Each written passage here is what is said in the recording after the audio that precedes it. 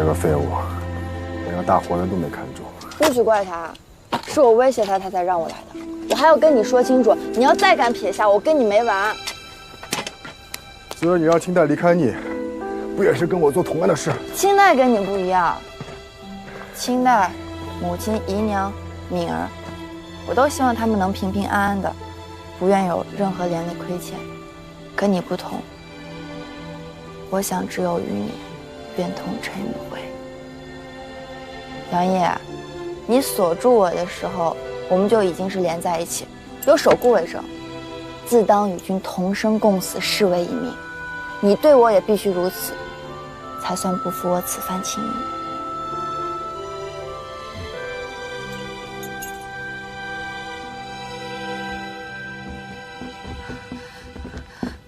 表哥，今日你都没去兵部，秦府的人也不知道你去了哪儿，你到底去哪儿了？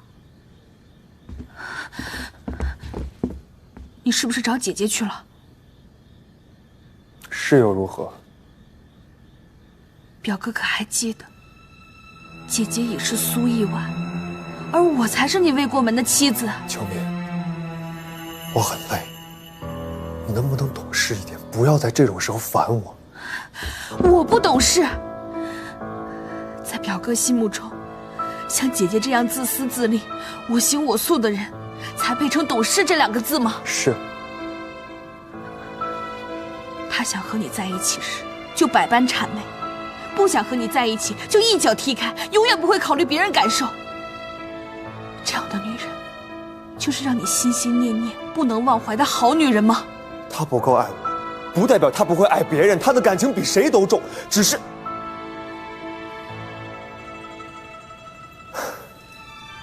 我不够好，我不配拥有。表哥觉得姐姐回来找梁大人，是因为爱。照我看，他无非是想出风头逞英雄，引得你和梁大人对他一辈子念念不忘。你既然如此瞧不上他，为何还要事事学他？那日你帮我分析案情，不就是想学他吗？只可惜你就是逼不上他，怎么学都学不行。不对，你成功过一次，就是给我下药那个。我只有昏了头，才会将你当成的。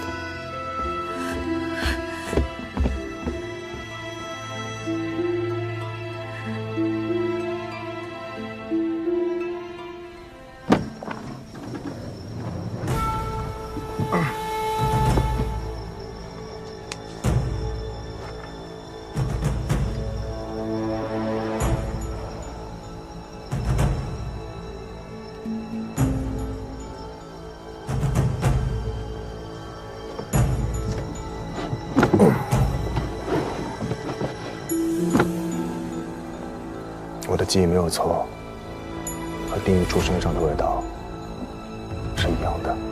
尸骨青黑，加上这股奇异的气味，你父亲的确死于安陵毒。看来，真正的幕后之人不是元朗，而是北凉人。詹太医并非是北凉人，那詹太医知道其中隐情，有2种可能。他在替我父亲诊治时，发现我父亲是被下毒谋害，却因某种原因不能将此事说出，或者他就是替北凉人下毒之人。这种北凉毒药在死后不久是无法察觉的，最快也要几日之后才能发出奇异的尸臭。詹太医定无法在你父亲刚去世时就发现，所以只有一种可能，是北凉人让詹太医下的毒。詹太医是御医，当时他为何会去给你父亲诊治？郭贵妃一向与我家关系匪浅，当年我父亲发生意外，人家得知后十分关心，派了詹太医前来看诊。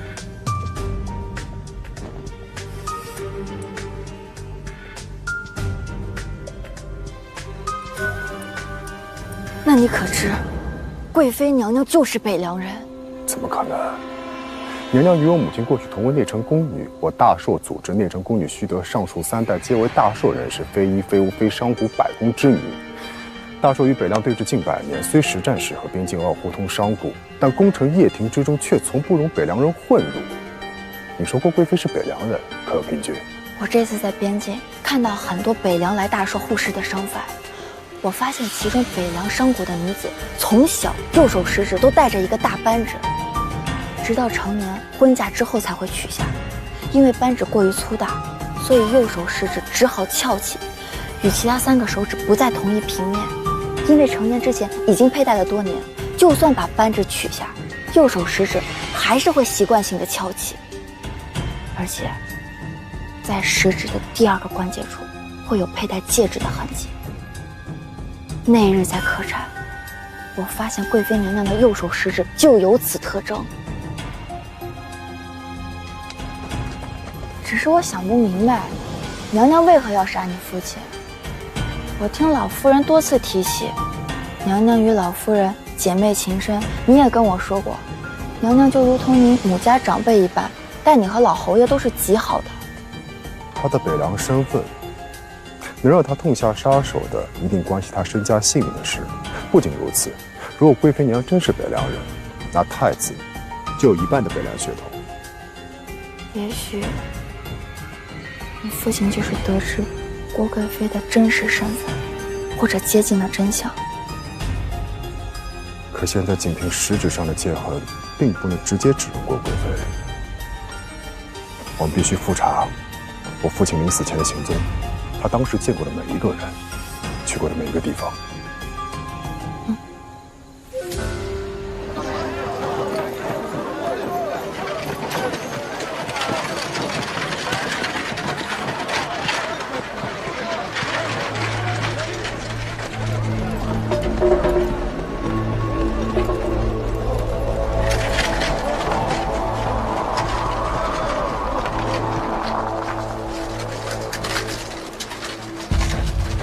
你是黑老三是吗？我有事问你。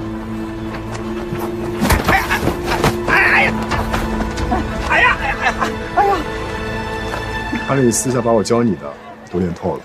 为了防身，我每日都练。两位大侠饶命啊！我早就金盆洗手，不做这样子了呀。黑老三这个名字我也早就不用了呀。我们问的就是你多年前的事儿，好好回答，我们自然不会为难你。哎呀呀呀！好，我说。出去。当年老魏元侯是不是让你追查过一个北凉姑娘？当年老侯爷是找我追查过一个北凉的姑娘，她是从莫州被拐卖到京城的，老侯爷把她的卖身妾也给带走了。那姑娘年岁多大？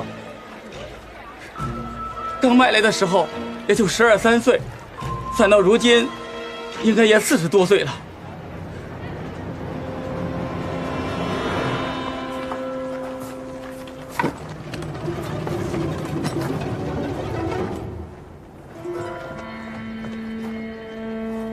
我去看看，你在这盯着。爷，小心点。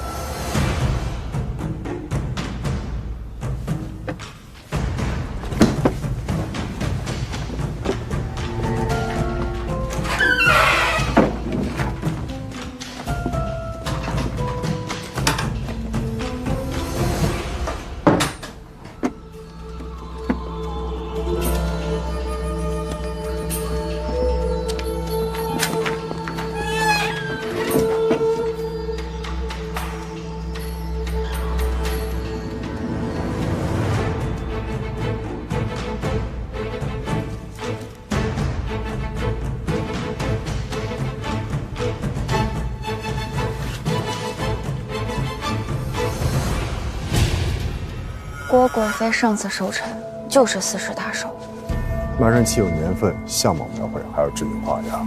此物能证明郭贵妃是北凉的身份。我父亲拿到证据，郭贵妃起了杀心。现在看来，郭贵妃提前灭口了甄太医，而你发现破绽，继续追查，于是才遭受了陷害和追杀。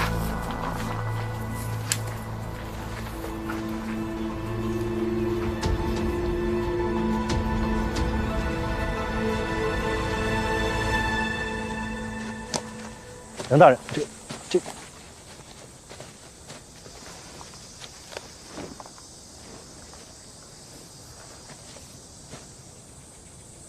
你怎么把他给带来了？此事不该再牵扯到他。大人，你莫怪姚兄弟，是我有事急着见你。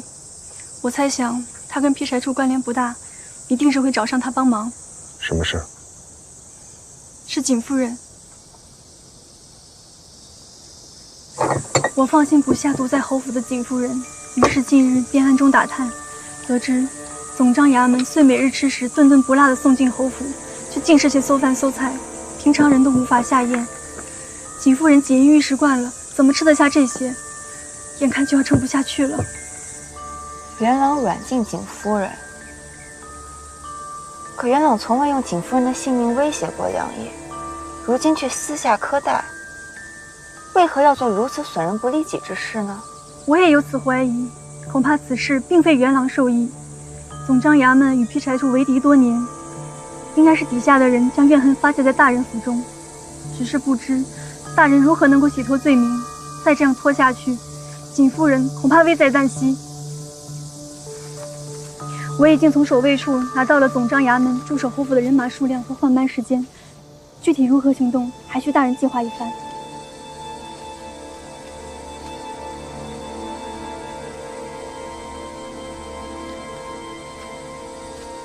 有这东西就好办了。事不宜迟，本天黑就行动。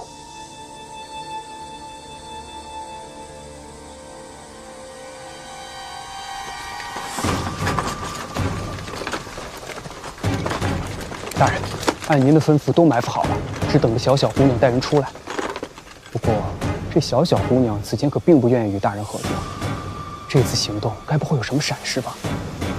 他对梁毅一往情深，自会明白与我合作的好处。你让兄弟们安心待命就是。是。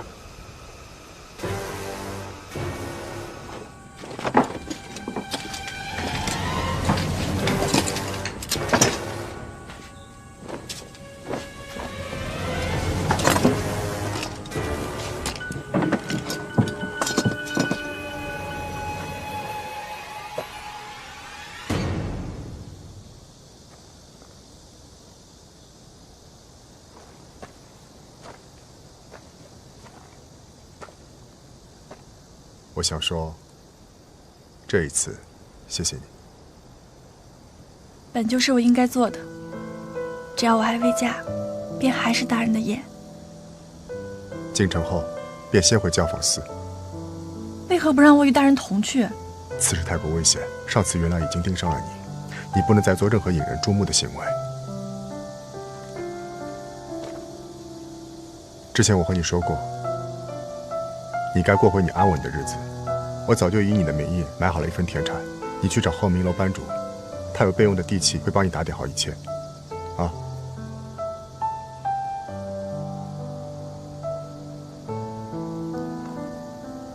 大人如此为小小着想，小小感念不已。只是，大人为何就不怕秋烟姑娘也陷入危险？秋烟和我说，她这次回来，自然会同我同生共死。我明白她的心，自然不会辜负她这份情谊。大人，秋烟可以为你死，我也可以。我知道你可以，但是我不需要，我也不想欠你的。可是我和秋烟不一样，我们彼此承诺，二人视为一命，无为亏欠。视为一命。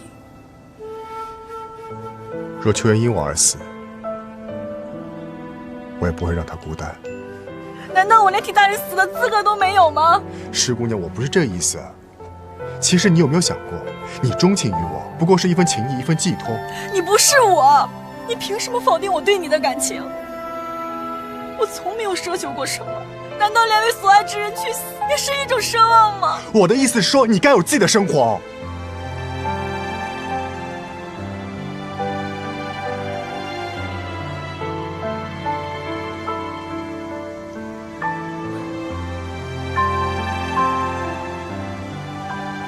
我明白了。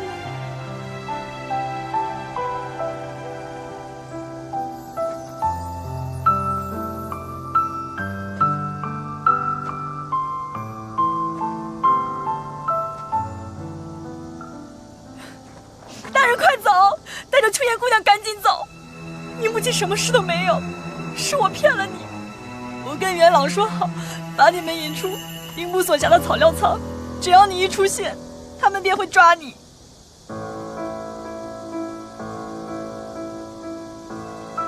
石姑娘，你为什么这么做？他答应我可以留你一命，说有办法让你娶我。大人，快走吧！若你们今日不出这仓库，等天一黑，他便会制造走水假象，逼你们出去。你们现在走，还来得及。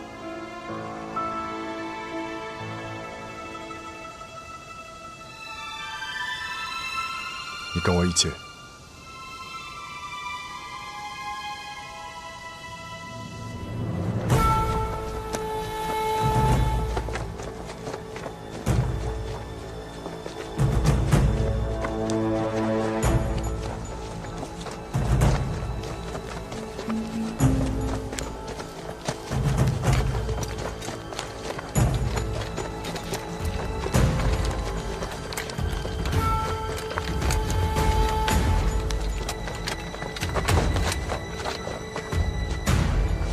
有人，这边。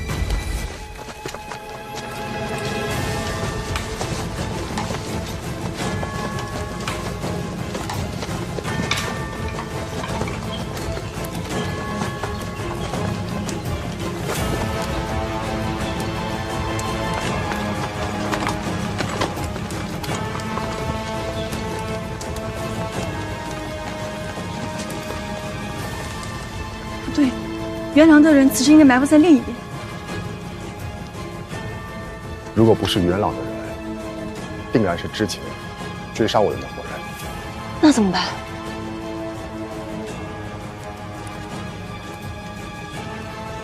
我能连累他们。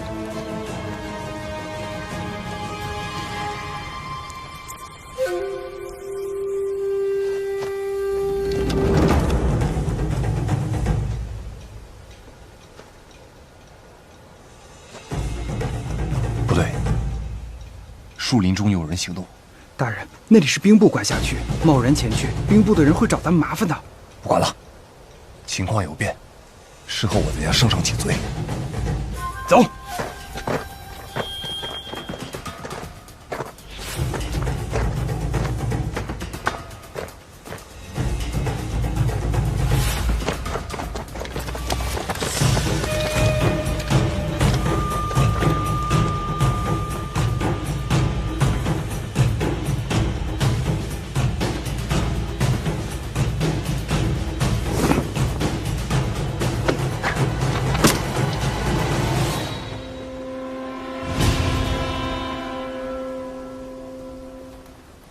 我能连累他们。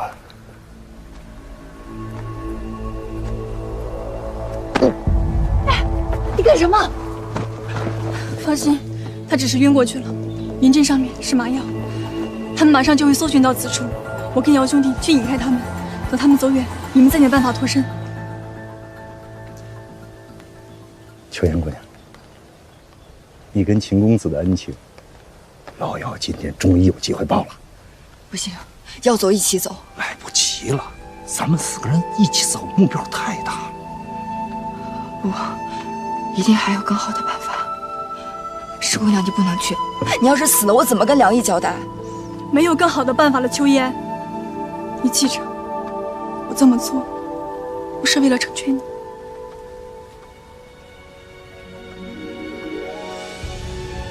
是为了我自己。坦白说，今日若是你为他而死，也许以后我的确有机会留在大人身边。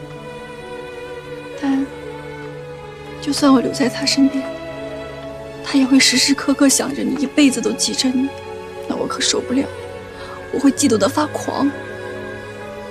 那样的罪，还是留给你受吧。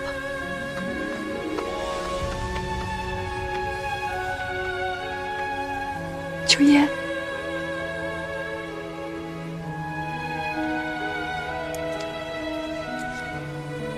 你们好好活下去。告诉刘毅，我不能和他同生同死，他也别想忘了我。现在，他得记着我一辈子。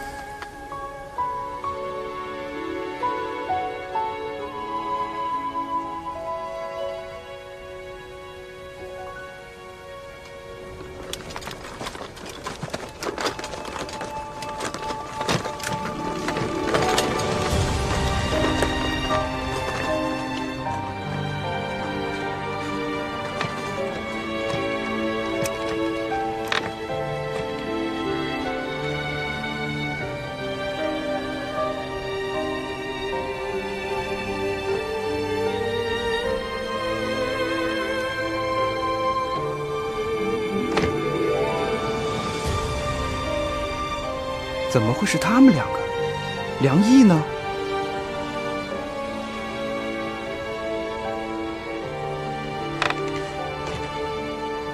唉，先将他们二人好生安葬。是。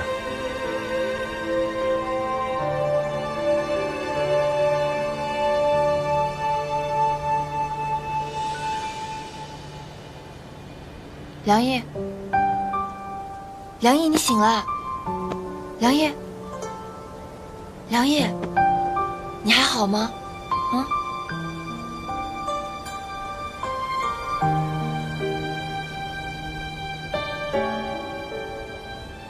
怎么了？他们人呢？他们俩装扮成你我的样子，把那帮杀手一开到了别处。现在恐怕已经凶多吉少了。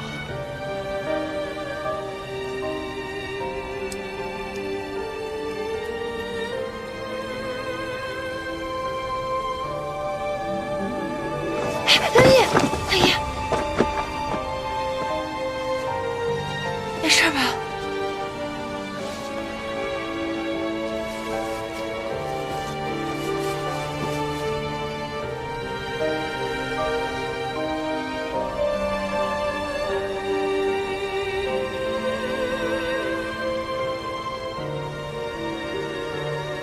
这是我特意为你寻来银针小巧，可随身携带，就算别人看到此物，也不会生疑。此针前端有麻醉之效，刺入人体之后，人便在1个时辰之内失去知觉和行动能力。此物保护你安危的同时，也不会让你伤及他人性命，背上命案。大人思虑周全。石姑娘，我再问你一次，你可考虑清楚了？你是否真的要走劈柴头的冤？若现在后悔，还来得及。大人，您相信自己所做的事吗？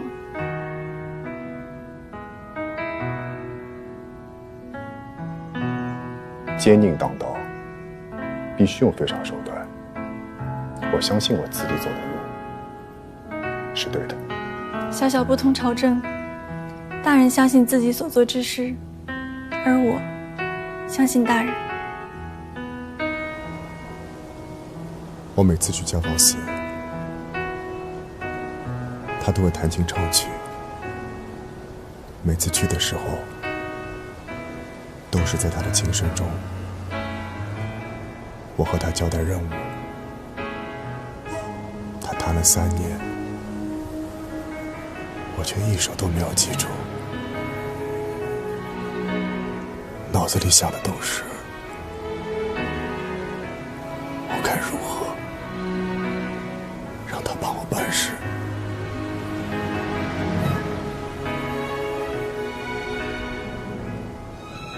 他走之前，让我告诉你一句话。他说，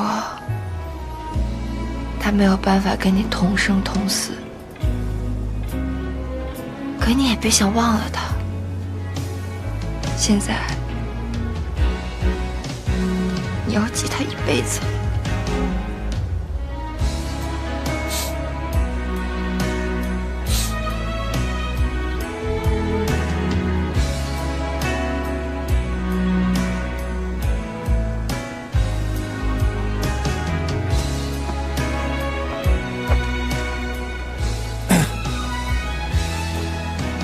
此地不宜久留，我们快走吧。好。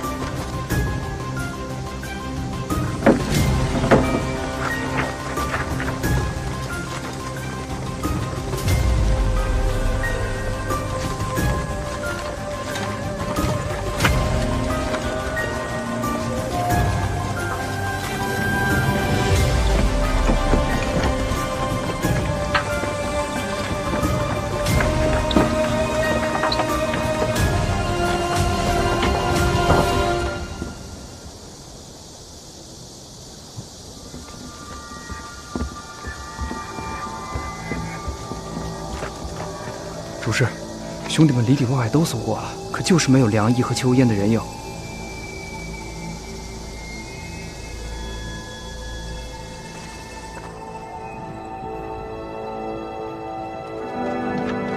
公公前来何事？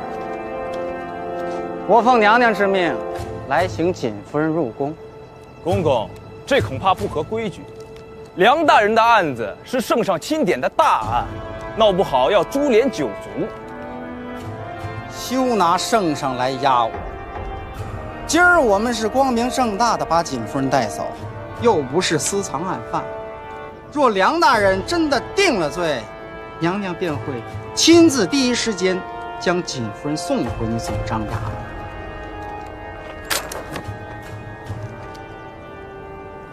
起开！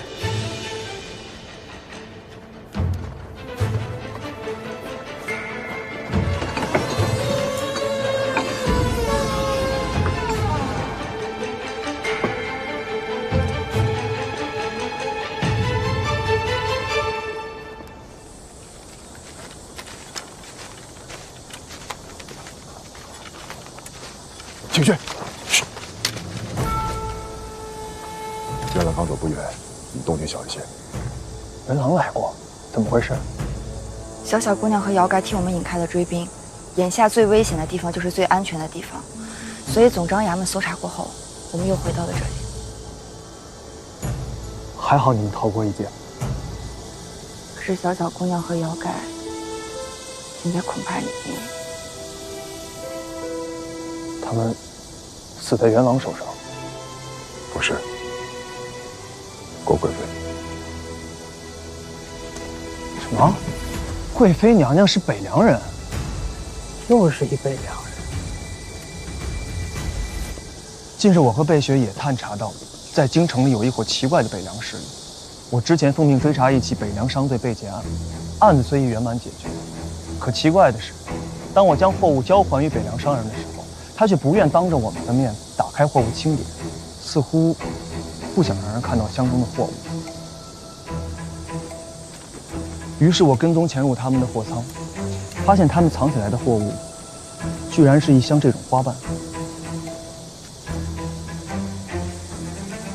而且他在兵部衙门时说，这个货是卖给大赦商人，可我们爷最后看见他将这箱花瓣交给北凉人。秋烟，有什么问题？这是安陵花的花瓣，梁毅的父亲和丁御厨就死于此物所制成的毒药。拿走花瓣的北凉人长何模样？面容凶狠，眉心有一颗痣。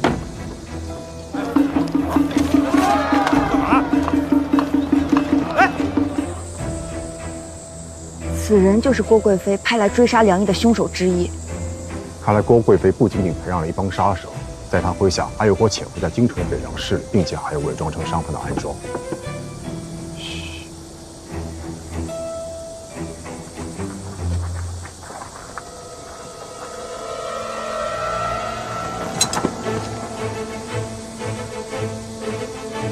梁大人，你这是要干什么呀？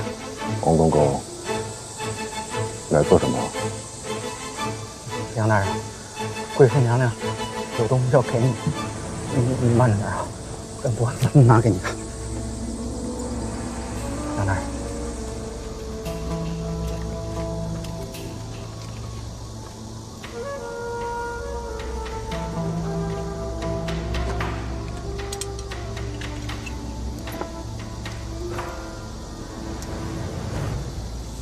这是我母亲的。你想拿我母亲怎么样？不是梁大人，贵妃娘娘与锦夫人情同姐妹，能对锦夫人做出什么呀？贵妃娘娘是让奴才将锦夫人送到娘娘那儿，为她安全呢。贵妃娘娘还担心你们安全，出宫四处打点，让你们走。梁大人，难道你不信我吗？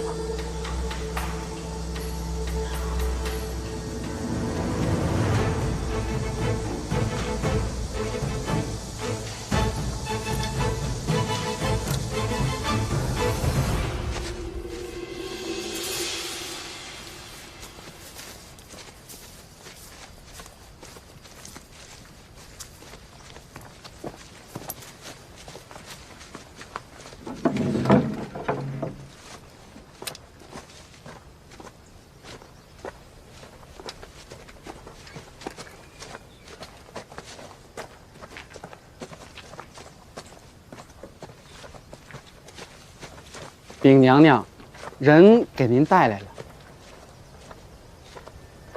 你先出去吧。是。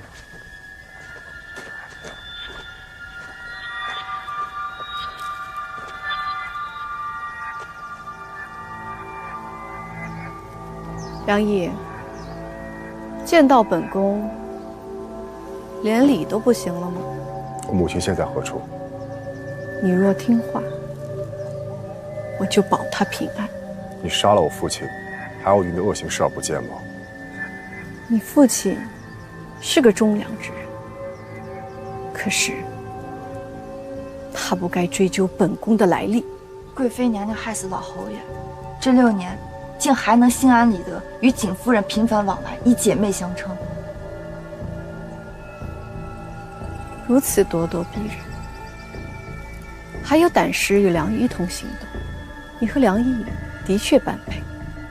你们应该好好的为对方留住性命。今晚立即离开京城，永远不许回来。只要你们一日不回京，便能保得景夫人一日安全。不杀我吗？梁毅，你是本宫看着长大的孩子，只要你们不会说出本宫的秘密，本宫就不会置你们于死地。惺惺作态，你当我们是3岁毛孩吗？你一路设伏，以谋逆之罪陷害梁毅，还派出北凉杀手时刻围追堵截。什么北凉杀手？我查到丁一厨的死是一伙北凉人所为，而那伙北凉人在我被通缉后一直在追杀我。那伙北凉人，难道不是你为了留住自己的秘密而派出的爪牙吗？绝对不是。当时本宫只是得知，你和秋烟去你父亲的坟前开棺验尸，因此我想，你也许需要翻查你父亲的旧案，所以便派出手下的公公四处查找你的下落，目的是为了阻止你翻出那些陈年旧事，仅此而已。本宫的确是北凉人，但是我绝对没有做出过任何伤害大朔王朝之事。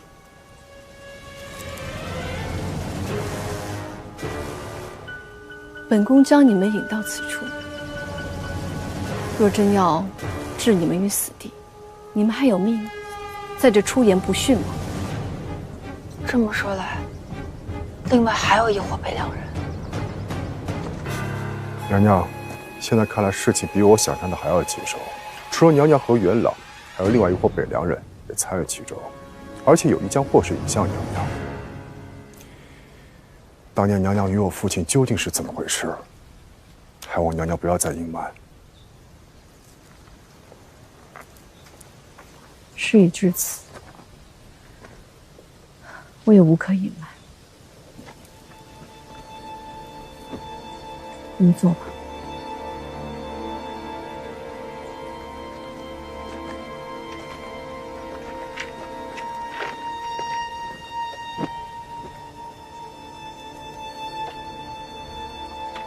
本宫是北凉游商的女儿，父亲常年在漠中与大说人互市。有一日，我贪玩跑到了郊外，没想到被人贩子拐走。几经辗转，我进了宫，当了宫女。没过几年，有幸得到圣上的宠幸。还有，你母亲帮助我，一步一步走到了今天。我以为此事不会有人知晓，可是没想到6年前，我刚升为贵妃，我的儿子也成了当朝的太子。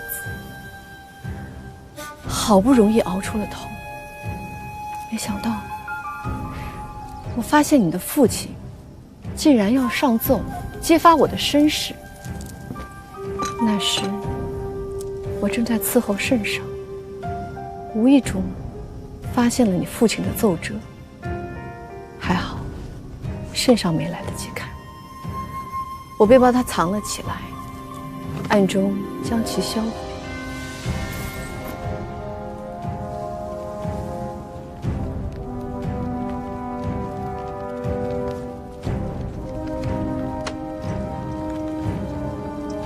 正好在那个时候，你父亲被卢国公所伤，我便利用此机会，给你父亲下了毒，终于把此事压了下来。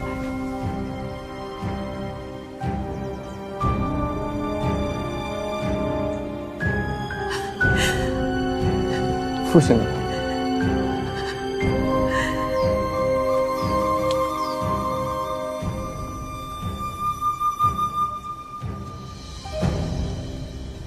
那您看到那份奏折，是否夹带着一张卖身契？卖身契？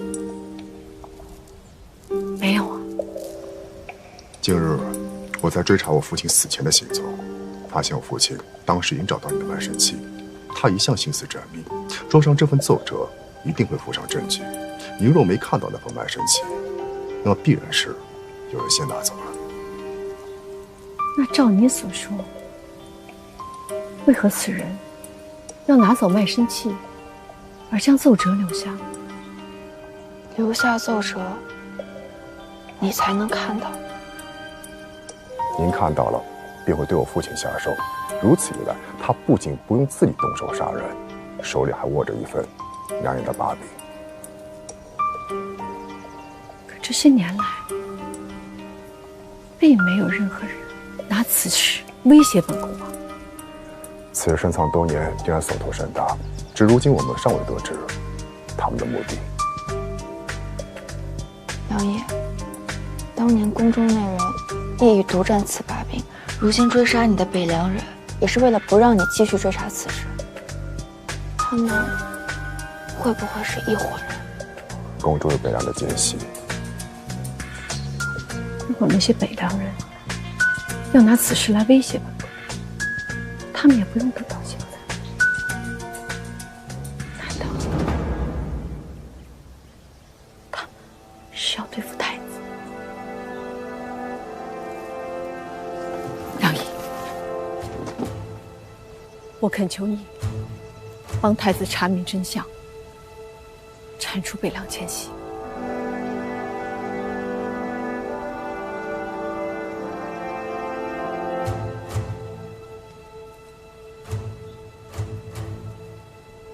本宫知道，你如今被污蔑是谋逆之人，自身难保。可是，此时形势危急，太子又不能出手。如果他插手，就等同是在铲除知道他身份的异己之人。若此事失败，他就面临着异国血统秘密的暴露，还有欺君之罪。我为何不杀父仇人？太子这几年的所作所为，你也都看在眼里。我看着你长大，你并非是一个把自己的私欲凌驾于朝堂之上的人。本宫这么做，不只是为了太子，也是为了整个大硕。本宫知道你与我之间的恩怨，本宫自会给你一个交代。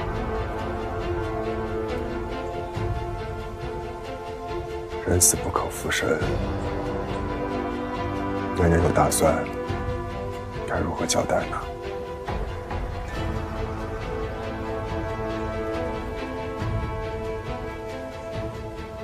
待真相水落石出之际，本宫以死谢罪。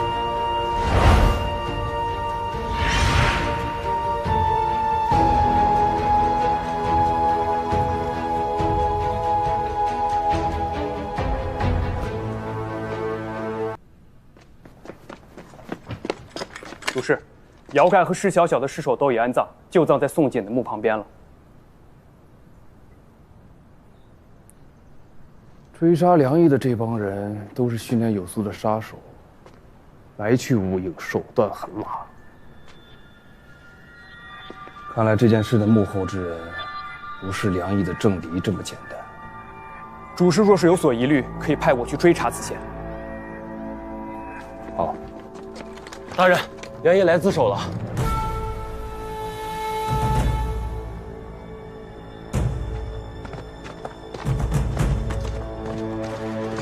主事，本主事，侵犯梁毅携其妾苏一婉仓皇出逃，现已被我捉拿归案，交由主事处置。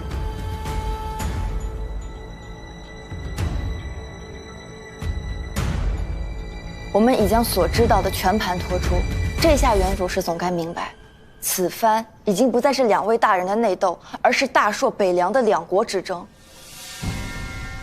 照你们所说，北凉奸细要除掉梁毅，是害怕他揭开贵妃血统的秘密，却有一点不对。梁毅，在詹太医找你之前，幕后设局的人已经找到了我。詹太医的遗言，不是除掉你的理由，而是引你入局的诱饵。从一开始，他们便是冲你来的。那北凉奸细杀我，就剩下一个理由了，他们定是要阻拦我。推动北面军进行军事变革，结党营私、笼络军心，也可以说得这么冠冕堂皇。我的确是在暗中结交党羽，没错，但为的是联合朝廷诸多势力，改变大硕冗兵冗费的现象，提高大硕军力。北凉和大硕这么多年来一直暗中角力，迟早会有一战，必须做好准备。原来梁大人这么多年一直在忍辱负重。我不求你信我，只希望你明白利害关系。除掉北凉奸细才是眼下当务之急，而且还要瞒着圣上，先斩后奏。你我都清楚，太子从小是仁德智慧之人，未来必是一代明君。可一旦让圣上知道太子身负北凉血统，轻则被废，重则殒命。这么说来，我若与你们合作，不仅是伙同逃犯，更是犯了欺君之罪了。原主事是忠臣，定会以大硕的利益为先。我与你们过节深重，现在跑过来跟我说几句国家大义，就想让我加入你们，未免太天真了吧？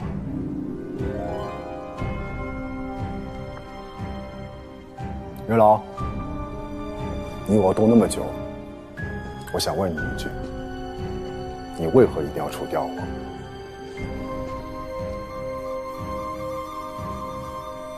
因为我不能眼睁睁看着大硕的朝堂落入你这种奸臣之手。说得好，你为与我相斗，陷害邱家又杀了宋景，我的确恨不得手刃了你。但说到底，这是我与你的恩仇。兄弟细雨强，外与其无。正如你所说，你我立场不同，却都是为了大硕。邱渊与我今日愿冒险上门自首，就赌你虽争权夺利，却依旧是个心怀家国之人。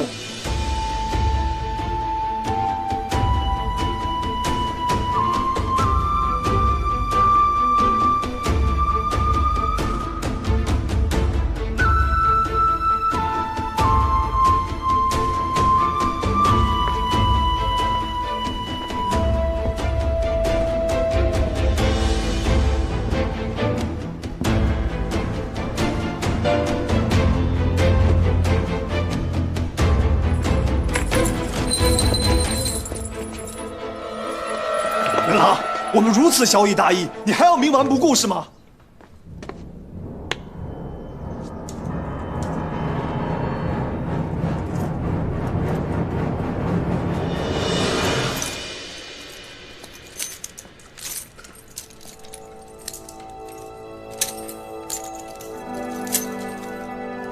诸位看得起袁某，袁某便不会辜负了这份信任。元老，我们现在必须马上抄到北凉商人仓库，事不宜迟。在行动之前，还有件事情要办，我们必须先将总章衙门的内患解决。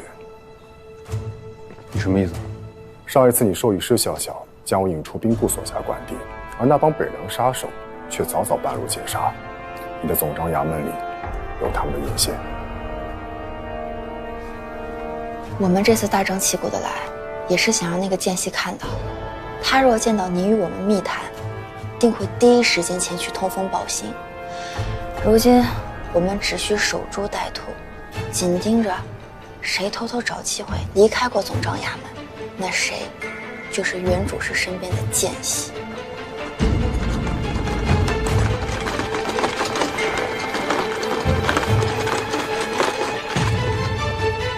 梁大人如今是总章衙门的证人，协同我们办案。这几日他若有何指挥吩咐，你们按他说的行事。是。人到齐了吗？回主事，少一个，是管理刑服要事的王老头。去哪儿了？他哑巴一个，我们也没多问。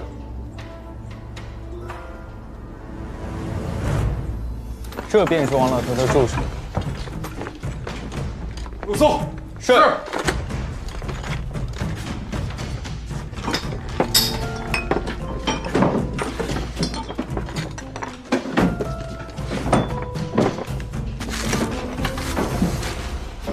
是北凉文。这王老头平日里一副老实模样，没想到能藏得如此之深。主事，按您的吩咐，王老头已被拿下，现在就在外面。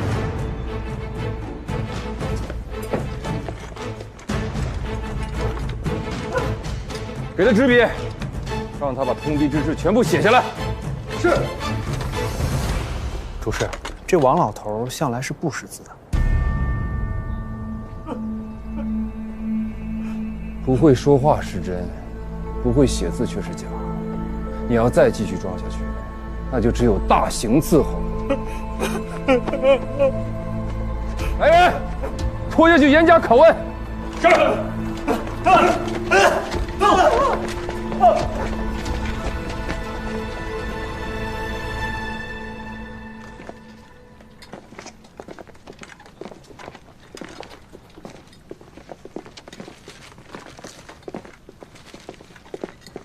不对，怎么了？我们刚才与王老头打过照面，他当时为了找把钥匙，把那串钥匙拿到这么远才可辨别。这说明他老眼昏花，必须把东西拿到远处才能看清，又怎能写出这样的蝇头小楷？他不是北凉奸细，而是有人栽赃嫁祸。正如你所说，那这个奸细可真是厉害，不仅能够提前察觉我们的计划，还能临机应变，将此事栽赃给无法自辩的王老头。我倒有个主意，但是需要原主事配合。怎么配合？原主事也可以宣称总章衙门也可以以牙还牙，派人前往北凉作为内应，便可以寻找最有临摹天赋之人为由，让所有人临摹这份笔记。我们只需要查出笔迹相似的人。我这就去安排。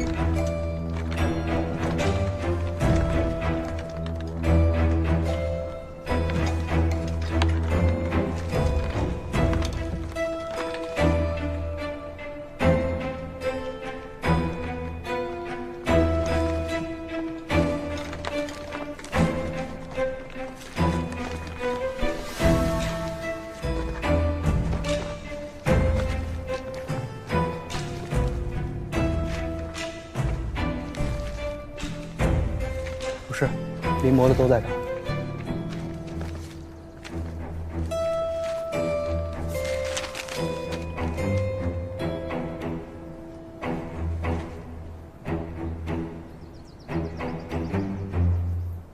是所有人的吗？是。我看啊，还差一个人。不可能啊，我点过名了。你还没有写呢，必须要一视同仁，无一例外。对，江爷，你也临摹一份吧。是。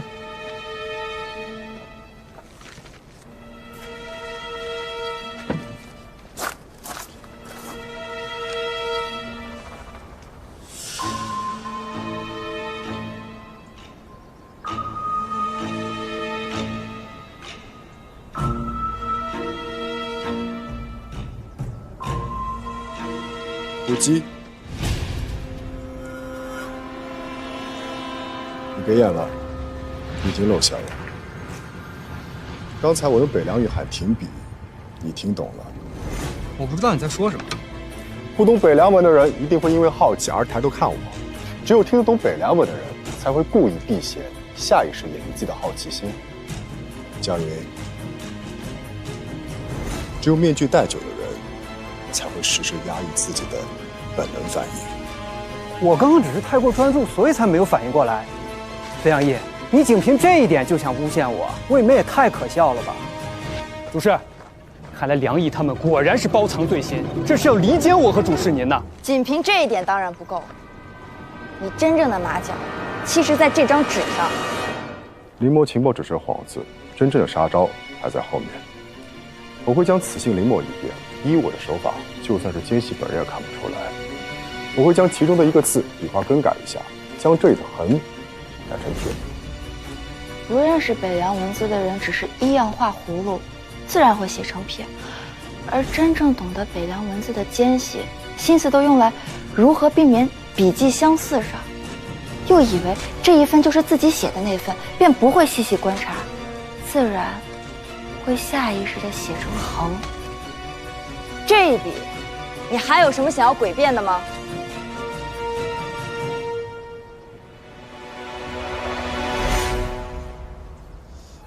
来人！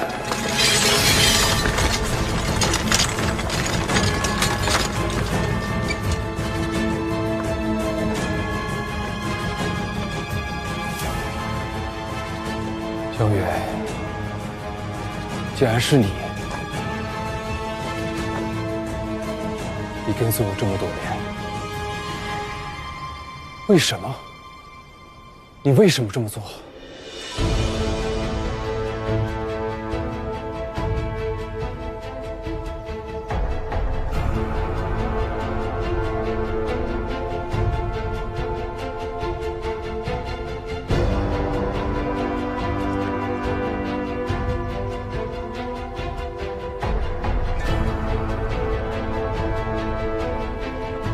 将云押入大牢。是。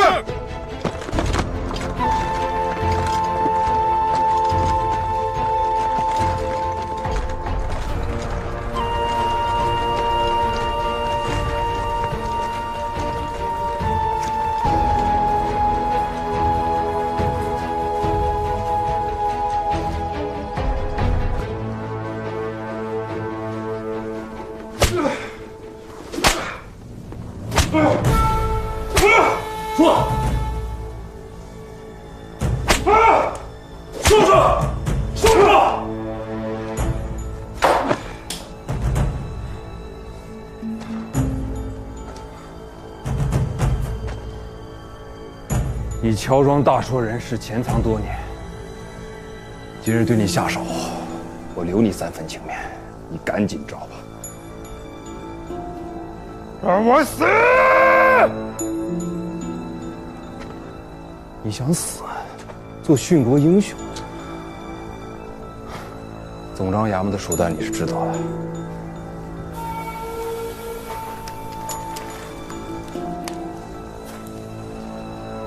今天每一份刑罚，我都会在你身上用一遍。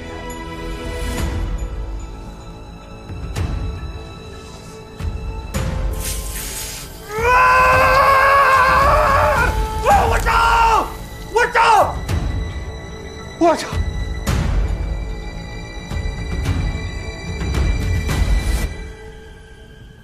城西此处便是北凉奸细的据点。爷，秋美姑娘找来了。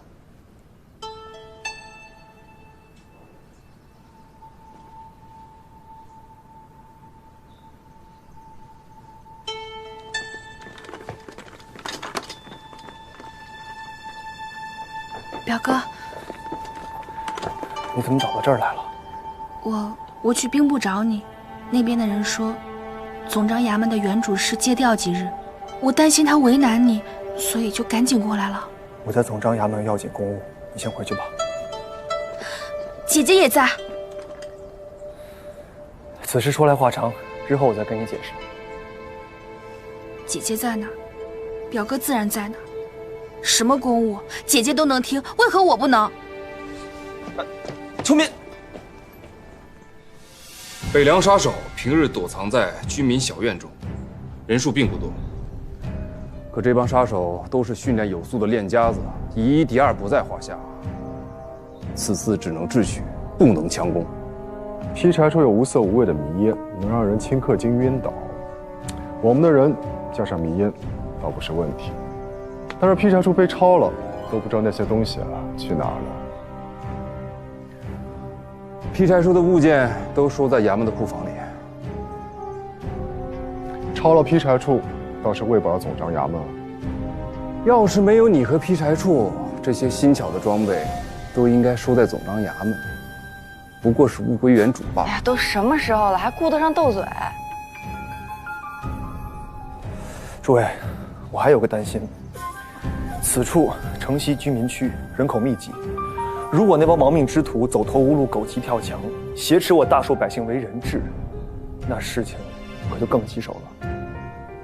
咱们得想个法子疏散周围居民，同时不能惊动那帮北凉杀手。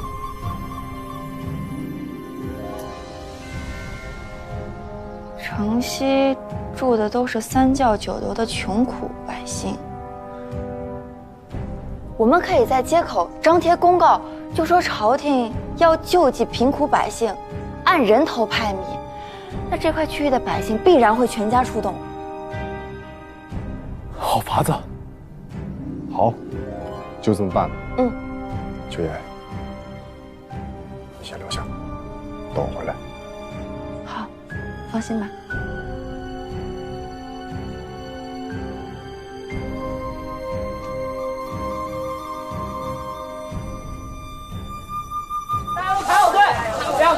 两排，别急，每个人都有。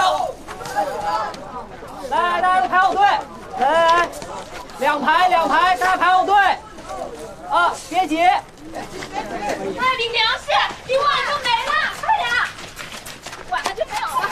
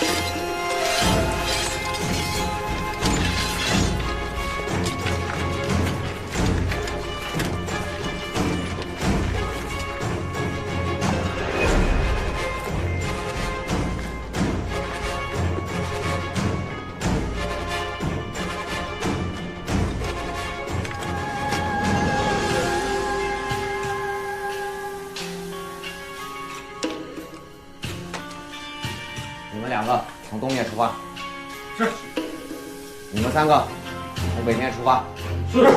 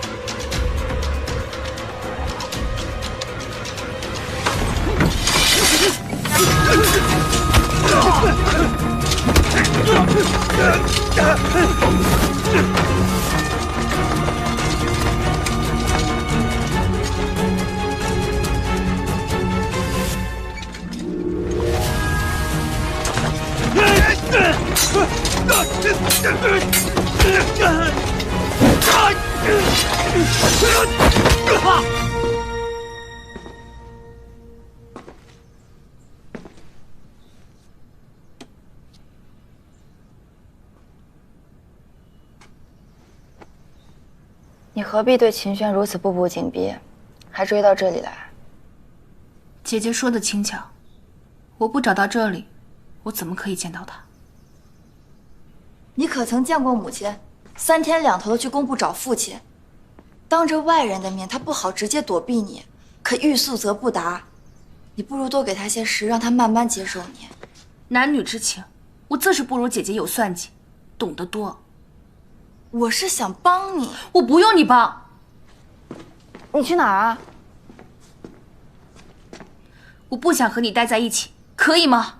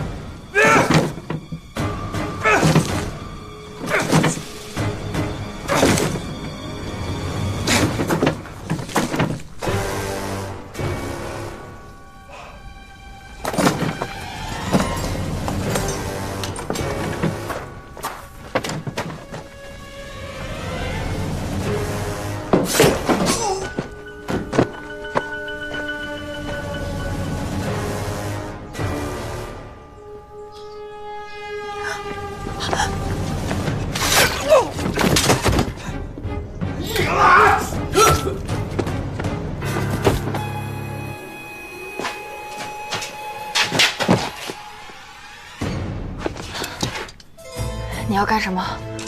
放心，我下手可是很麻利的。你是故意被我们抓到的。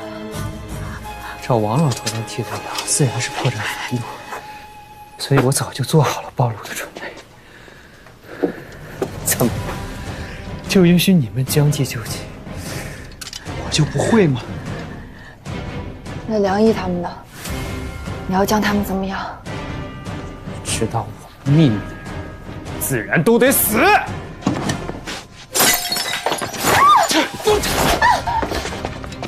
既然如此瞧不上他，为何还要事事学他？那日你帮我分析案情，不就是想学他吗？只可惜你就是比不上我，怎么学都学不行。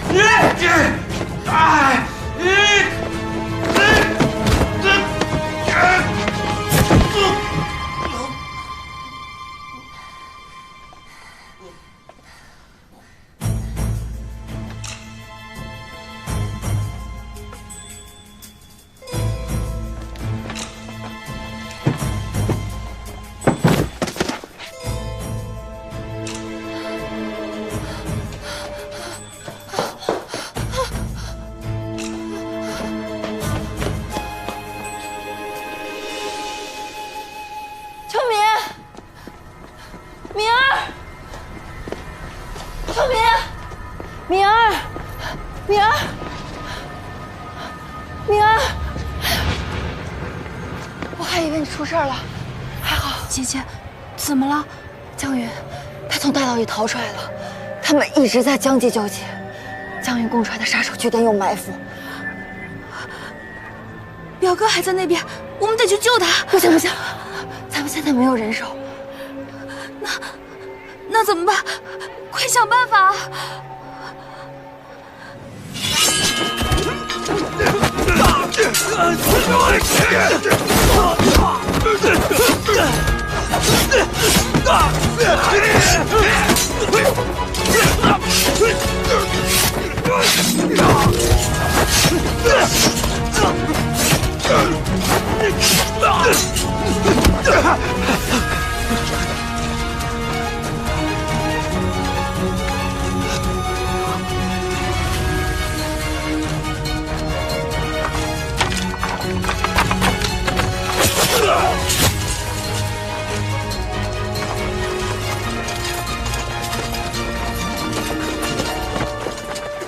尔等亡命之徒，还不快快束手就擒！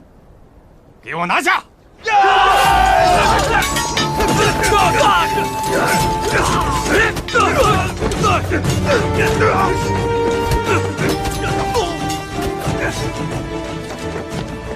报告大人，还有一名北凉人没死，带回去审问。是。带走。袁主事，梁毅怎么在此？我听玄女先报，这是造假窝点，可屋中并没有跟假银票有关的物件，这到底是怎么回事啊？逃犯梁毅如今是总章衙门的犯人，一起协助办案。此案事关重大，以后我自会向圣上上折子解释，您就暂且睁一只眼闭一只眼吧。袁某自会领下佟大人这个人情。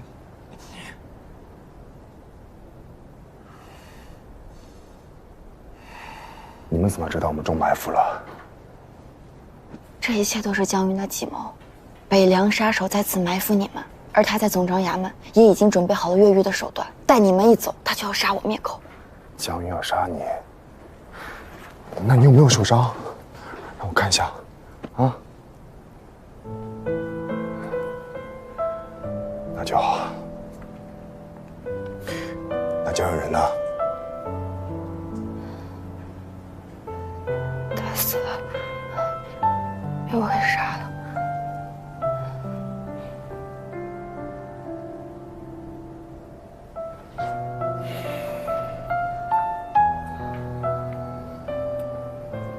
都怪我不好，被江云骗到这儿来，把你留在总章衙门。对不起。不怪你，是北凉人太狡猾了。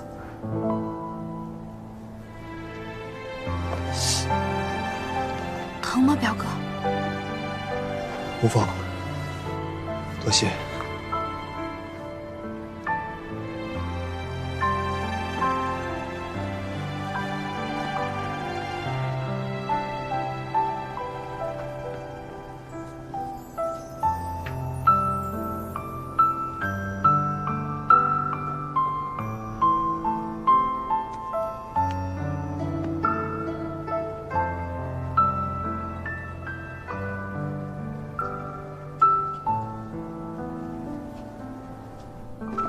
爷，你们可算是回来了。我拍完粮回到衙门，不见秋烟、秋梅两位姑娘，然后又听说江云逃脱，你们中了埋伏，我都急死了。梁大人呢？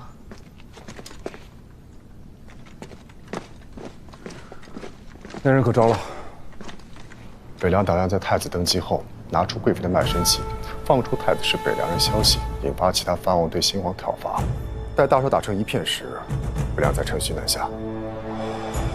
大蜀将有大劫难。整个计划关键是在于那张卖身契。好消息是，那张卖身契还在宫中那个奸细手里。那找到他，就能找到那份卖身契。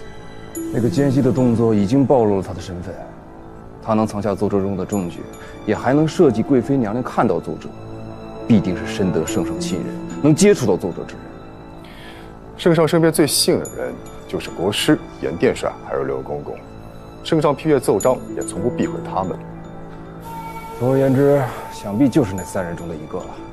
而且既然是单向联系，说明那个人也还不知杀手窝点被端一事。既如此，我倒是有一个办法。奏折虽然都能过了他们的眼，可他们的职位不同，接触到奏折的时间和地点也不相同。如果我们能让他们看到不同的奏折，他们自会向外递出不同的消息，我们便可以利用这一点找出宫中奸细。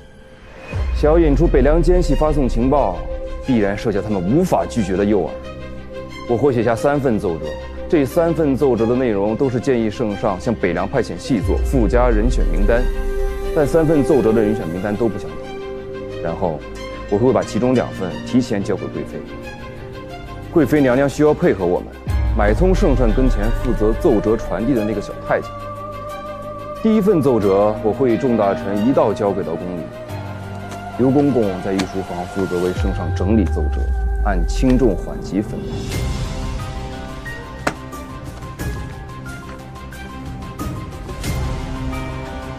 第2份奏折，小太监会在进入御书房之前替换出来。小太监接到奏折后，会递给严殿帅进行例行检查。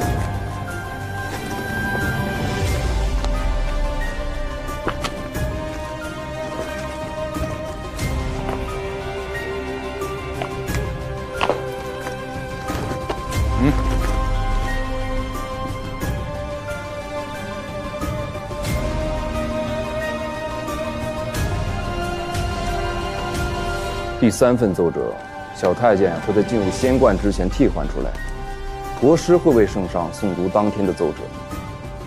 如此，这3人便会接触到3份不同的奏折，我们只需等待奸细放出信鸽。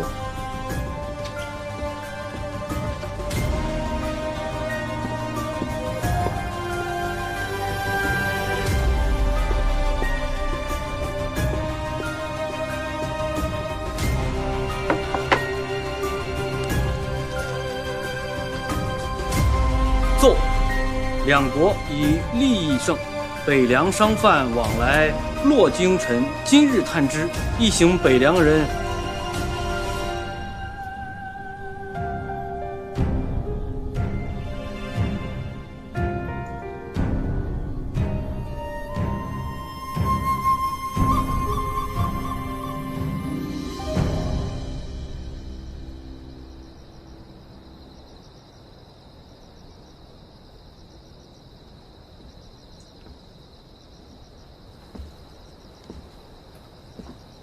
大家都睡了，你怎么还没睡啊？你不也没睡吗？陪你一会儿。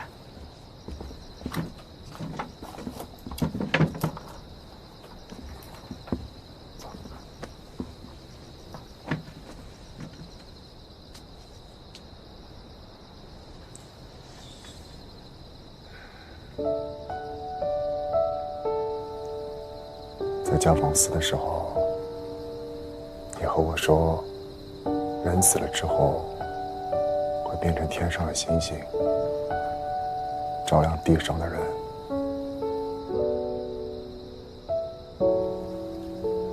你说，宋姐看到我今天的选择，能原谅我吗？宋静从小跟你一起长大，你想做的事情他一定能理解。我也相信父亲和母亲也会理解我。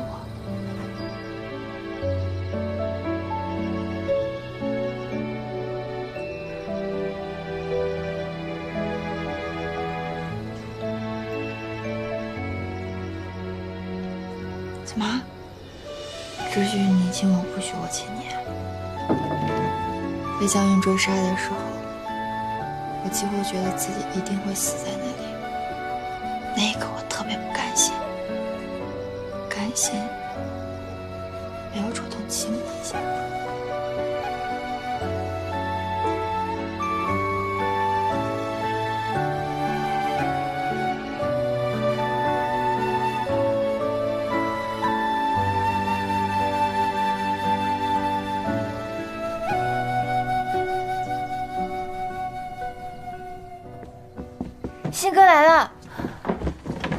出去。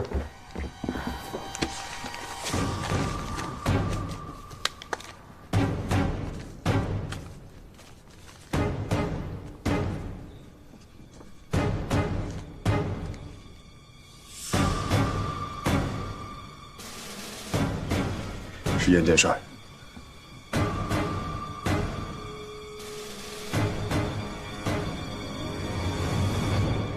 想要偷偷抓捕严殿帅，必须想办法甩开他的士兵随从，不然我们便没有十足胜算，反而会打草惊蛇。只能想办法将他单独引出。我去做。原主是你之前跟北凉人合作过，如果贸然去找他，必会引起他的警觉。梁毅，你们现在还是逃犯，更不能出面了。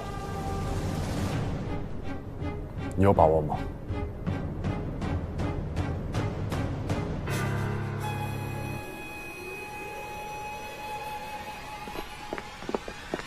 表哥，表哥，等我一下。表哥，这个荷包你还是带着吧。这次你面对的是北凉奸细，里头有个平安符，求个心安也好。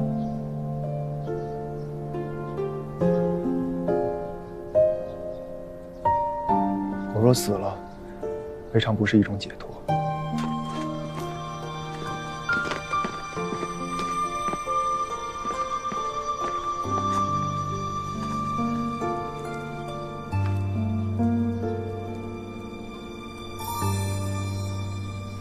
万事都留心些，我在总政衙门等你们的消息。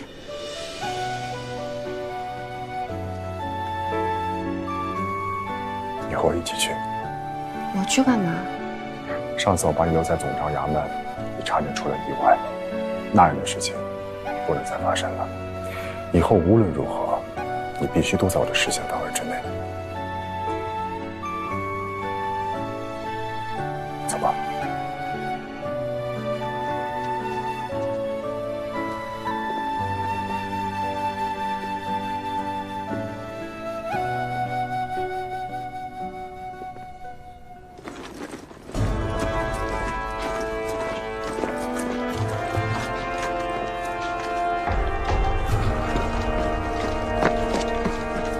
严殿帅，秦家小子，殿帅，兵部跟禁军的人发生了冲突，现在兵部衙门已经乱成一锅粥了。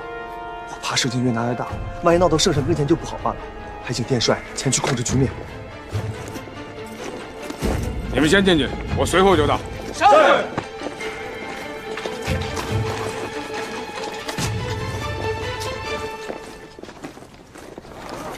为何会打起来？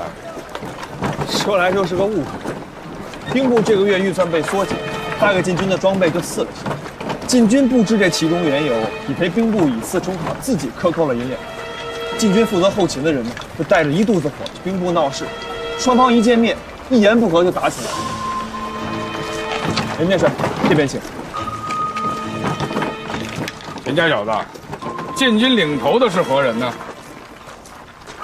他们也没说自己叫什么，就说是负责后勤的。可负责后勤的人最近一直在家休养。兴许是我听差了吧？此人是何相貌？皮糙肉厚，也没什么特别的。臭小子，你要带我去哪儿？嘿，什么人？放开我！梁毅，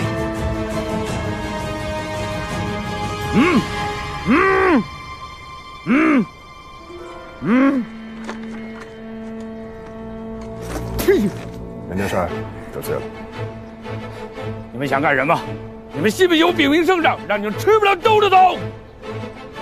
元朗，你夜里跟帮逆贼在一起，难道你也想谋反不成？你的底细我们已经清楚了，不用再演了。什么意思？严殿帅，你是北凉奸细。什么北凉？什么奸细？看你们得了失心疯了！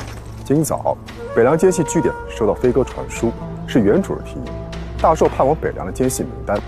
这名单除了我们，只有你能看到。你若不是北凉奸细，北凉这么情报又如何得来？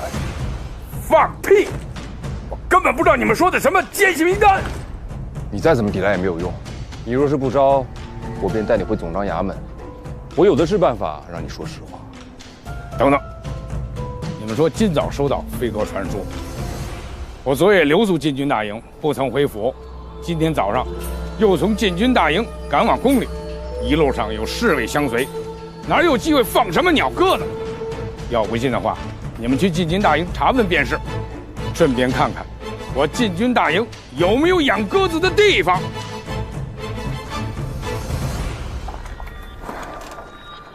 难道真的弄错了？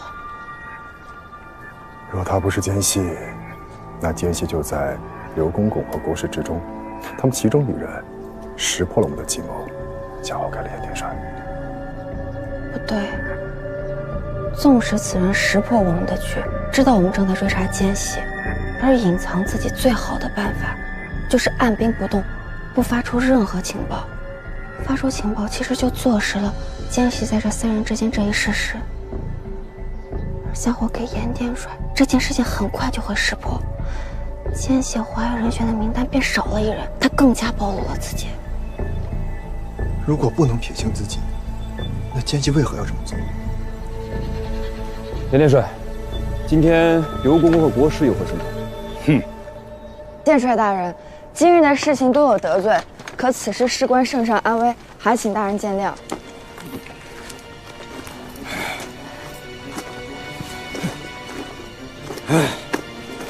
昨夜，国师说新配的仙丹已炼成出炉，请皇上去做法服用。今天一早，国师和刘公公随着皇上去炼丹房了。难道是国师想害圣上？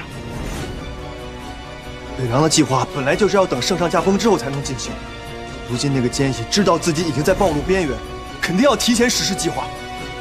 他炼丹方之行，就是给圣上准备的鸿门宴。快走。